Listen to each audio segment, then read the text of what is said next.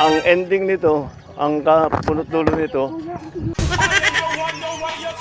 funding nito was supposed to be, ang project cost nito is 1.8 billion. So binawasan to under 1 billion para makamura. Ayan, inayos ngayon, ginawa ngayon yung detailed design. Design is really weak. Wala, we have no choice. We have to go back. Ngayon, babalik na naman tayo. Gagastos na naman tayo ng malaki. Papalitan natin yung mga support, papalitan. Parang nagtayo na naman tayo ng bagong tulay. Sir, Yeah. hindi held liable. Who is responsible is basically who made the design. Because their design was poor. So, sino liable dyan? Province. Hindi hindi na, national to eh, national, ano to, hindi national to eh,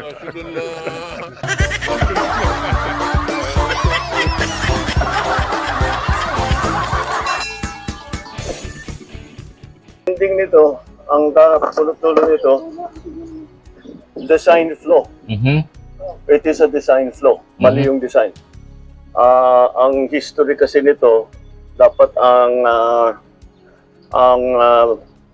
funding nito was supposed to be, ang project cost nito is 1.8 billion. So binawasan to under 1 billion para makamura. Oh, bakit binawasan? Para lang makamura daw. Alright, welcome back to my channel mga guys. At ito, pakinggan natin po interview ni Marcos dun sa bridge. Ito, Insumada Vlogger. Yung bridge na bumagsak po, kasi itong mga Insumada Vlogger nag-react agad. Kasi nisisi po nila kay Duterte. Hoy mga gonggong, pakinggan nyo yung Pangulo nyo. Dito po mga guys, kasi ito pong Pangulo, saka ewan ko ba kung anong kasing utak to. Talaga binaling pa niya ngayon ang sisi dun sa provincial. Natapos ng sisihan sila. Nagpasahan sila mga guys. Nagturoan kung sinong sisi. Pakinggan natin dahil sinasabi niya kung ano ang dahilan ng pagbagsak. Parang alam niya lahat. No? Alam niyo po pa lahat eh. Bakit mo hindi mo i-admit na kasalanan niyo po? Kasi siya po ang nag-fund nitong project. Sinabi nga niya, di ba? Nakuhanan yung budget. Alright, pakinggan muna natin ito mga guys. Ayan, inayos ngayon, ginawa ngayon yung detailed design. Design is really weak. Dahil kung tutusin ninyo, this is supposed to be a suspension bridge, nakasabit.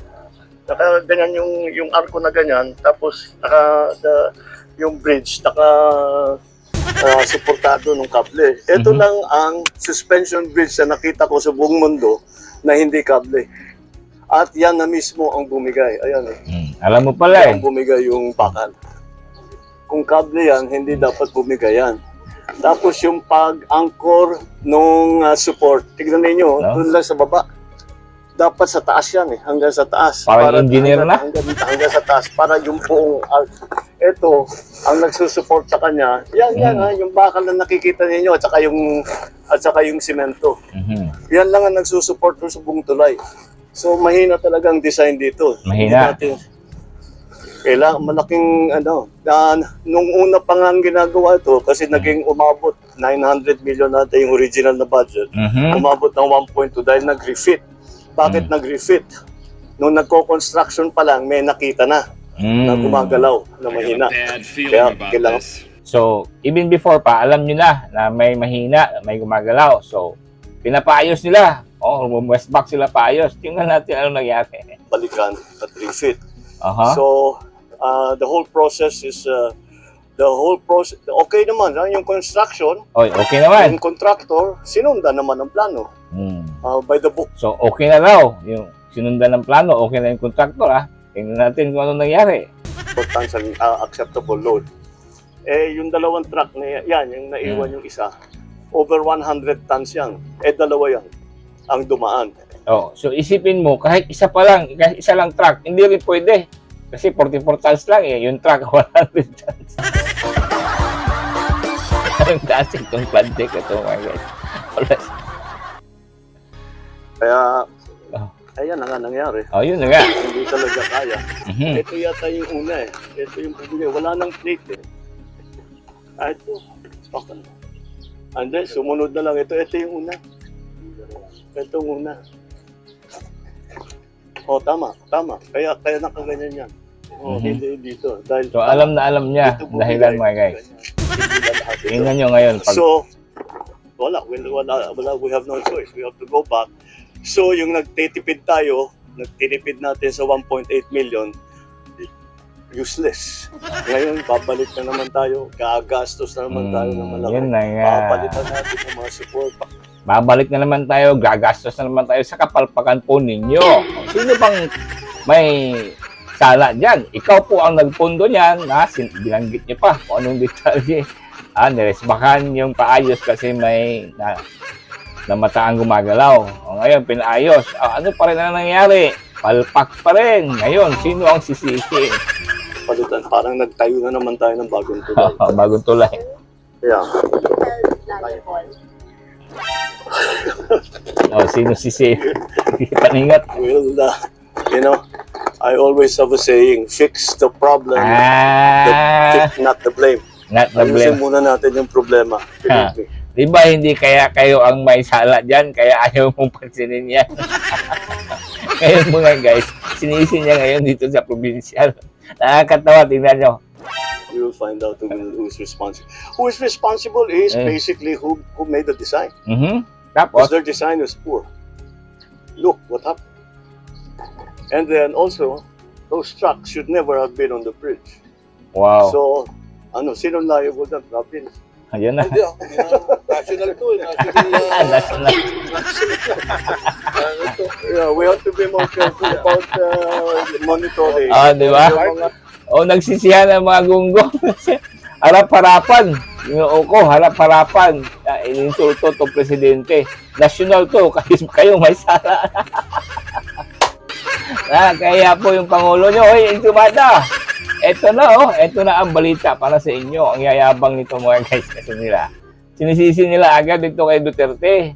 Ngayon, ito na Napaya ang Pangulo. Ay, nako. BBM. Uy, mingaw ba? Buang nito sila mga guys. Diba? Talagang nakakatawa. Nagsisihan sa harap talaga ng taong bayan, nagsisihan talagang hindi na natakot din itong taga-probinsya. Sabi nila, hindi. National to sa national. Pwede national BBM. Bakit hindi mo sagutin? Diba? Pinapahayag niya, alam niya from the start.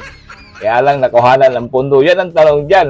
Saan napunta? Bakit niyo kinuhanan ang pundo nga pala? Uy, nako, malaking katanungan yan.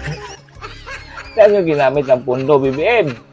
Sabi mo, kinuhanan. Kaya, konti na lang ang pundo kasi nagtitipid. Anong klaseng tipid?